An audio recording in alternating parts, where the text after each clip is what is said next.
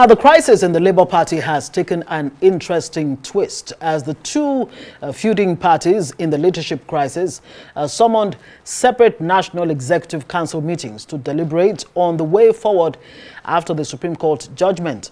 Now, while the Julius Abure-led party leadership summoned a NEC meeting on Monday, the Governor Alex Otti, Peter Obi-led stakeholders have scheduled theirs for Wednesday, April 9, right here in Abuja.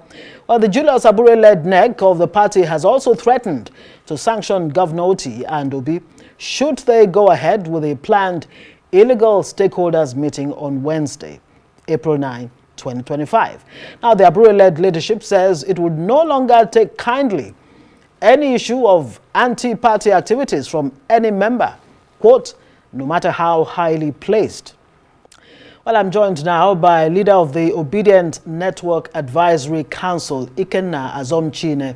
He's also a former PDP governorship aspirant in Anambra State. Good to have you on Newsnight. Good evening. How are you doing? Very well. I hope you are doing well, considering the fact that your party, I mean, things seem... I'm thinking of the best expression to use. I don't want to say things have fallen apart within the party, but from all indication, that seems to be the case. Which party? The Labour Party. There's no party. I'm not a member of the Labour Party. I'm Obedient. Okay. Oh, there's a difference between Obedient Sure. and the Labour Party. Sure. Right. Obedience are in every political party. Obedience are in APC. Obedience are in PDP. I am an Obedient from the PDP extraction. I was PDP chairman in Belgium in 2001. We inaugurated the foreign chapters. Then I was PDP international for 4 years before I ran for Guba, Anambra, when Obasanjo visited Brussels. But let me tell you, the Labour Party is nothing without P2B. It's nothing without It's P2B. nothing. I followed the train from the angle of P2B's not getting the ticket before Atiku, and they know the brouhaha that Atiku wouldn't let P2B get the ticket.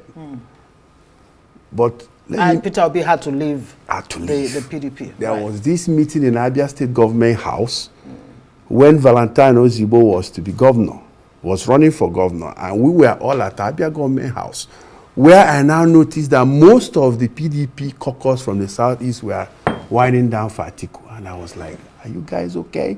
How can you guys be talking about Atiku when you have Peter Obi? When you have Peter Obi. Meanwhile, it has been a northern 8 years. Right. Don't forget. We have to lay the equation like this. Now we have a southern presidency, which Bola Ahmed Tinubu is running for 4 years. I think the onus is on the Nigerian people to assess Bola Ahmed Tinubu. Because we Southerners, the embarrassment is for us if the Southern president fails. That's what I say as an Obedient. We still have a chance for Nigerians to say no. Now we have tried Bola Ahmed Tinubu for 4 years. Let us give this P2B a chance. Okay, so is that what's on the table right now? That's what is on the table for me. But you don't think the crisis within the Labour Party no crisis. will affect the Obedient, the Peter Obi chances, no, if he remains a member of the Labour Party? Because we're hearing that Peter Obi is still a member of the Labour Party. You might not be a member of the Labour Party, but he is. Can I tell you something? Right. You see, Julius Abure, 4 years, 3 years ago, we all came. Julius Abure was just somebody that Peter Obi wanted to help. Let me tell you my experience in... You don't think it was a mutually beneficial No, relationship? listen now. Just listen to me. My experience from the PDP, when your leaders say enough is enough, you can go. Imagine you had a so-called convention at Newi. Your presidential candidate, aspirant, didn't come. And you are confidently and comfortably dishing orders.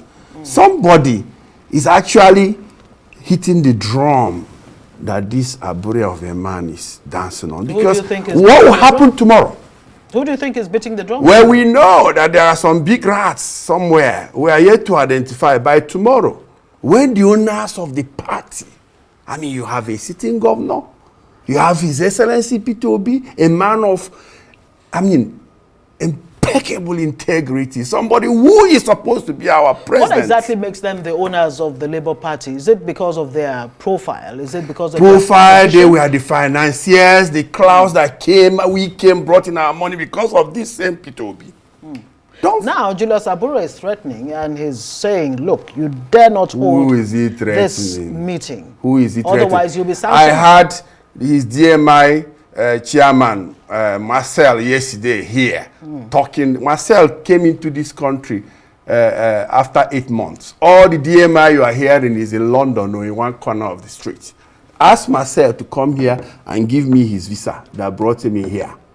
He has not been in this country for 9 months plus. And you've been claiming to be somebody, to be DMI of a Labour Party. These guys are a bunch of... I'm not sure I'm still following you. I need, so that you don't lose me there. This is about the scheduled, stakeholders meeting tomorrow. You say they are the owners of the party. That's Alex Obi, Alex Oti, the governor of Abia. Alex Oti, Peter Obi, the members of the House of Assembly. The Nadi Usman, no, caretaker. First of all, let's go the way it is. You have Peter Obi, you have Alex Oti, you have the elected members of the National Assembly. Who will be there tomorrow? I want to see who is going to be behind Abure as he's coming. Let me say it here. I want the government of Nigeria to realize that you can only thrive if you have a formidable opposition. I think there is a ploy to silence the opposition because PDP can have crisis, Labour parties have a crisis. No, come on. And isn't that giving too much to the governing party? Because if for, like they say, for a lizard to enter in, there has to be a gaping hole in the wall, which means there's a weakness within the structures of the party, whether it's Labour Party, PDP, or whichever party you're talking about. It can be artificial. It can be man-made. There can be a deliberate ploy to make the opposition weak. It's a strategy. Let us see tomorrow. Tomorrow, the owners of the party will take their party. The NLC, P2B, members of the National Assembly, everybody that is supposed to be the original owners of the Labour Party will show. I pray that Abure comes there. Let him look at those people to their faces. P2B. Abure should be glad that... So what happens then? Julius Abure insists that his faction is the rightful owner. He has been a spoiler of the party. He has been a spoiler since that Newi kangaroo convention. Are there chances that Peter Obi, Alex Oti, this team would likely move to another political party? Because there are indications that there are conversations going on with other parties, maybe the SDP. Is that a possibility? Peter Obi is a smart politician. He can handle whatever is on his pots. I can tell you that. But we obedience, we're insisting that the Nigerian people should stand up and take back their country. We can take back our country if we assess currently what the president is doing. Look at plateau killings. People are saying land grabbing. You don't have only one section of people on the plateau. You also have Igbos that have the same population as others. No, the Igbos are not killing anybody. They have to look inwards and see who are really the perpetrators of these killings, because I can't grab land on the plateau. My dad, I was giving birth to in the north. Right. I'm not grabbing any land. I know which one my dad owned. I know which ones I bought in Jos. Okay, so finally, will the obedience be willing to move with Peter Obi wherever he goes to? Oh my God.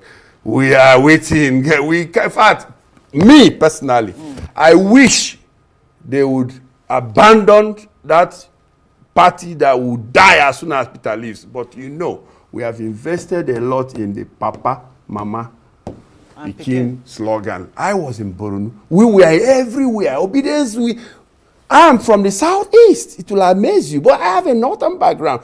I see Nigeria as the only country we have. And it's time that we leave this tribalistic, useless thinking that makes us elect stupid leaders.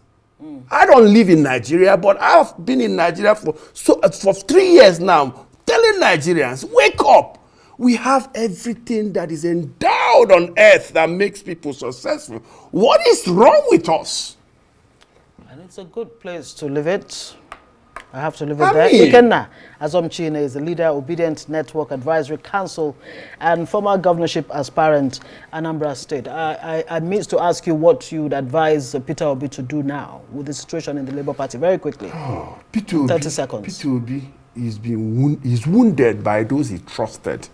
Let him remain resolute and stand strong. He is going to have victory, I'm sure. All right. Thank you very much for joining us Thank on you. Newsnight.